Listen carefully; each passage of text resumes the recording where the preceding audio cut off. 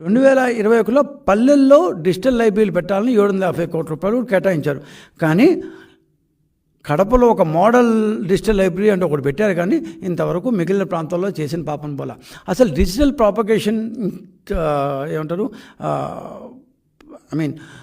పల్లెల్లో, దాని పట్టణాల్లో, మినీ టౌన్స్లో, దాని టౌన్షిప్ల్లో, ఒక మాదిరి పంచాయతీల్లో మొత్తం ఈ ఇంటర్నెట్ ఎడ్యుకేషన్ పూర్తిగా వస్తే బాగుంటుంది, ఎవ్రీబడి విల్ డెవలప్ అనేది మెయిన్ మ్యాండేట్.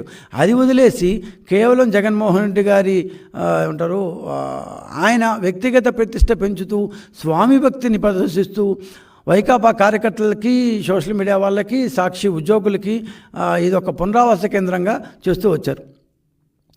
అధికారంలో ఉన్నప్పుడు ఇష్టం వచ్చినట్టు ఈ లెక్క జమా లేకుండా ఖర్చు పెట్టారు. ఏముంది, ఫైనాన్స్ మన బుగ్గనిస్తాడు, రావత్తు ఏం మాట్లాడు, ఇచ్చేస్తాడు.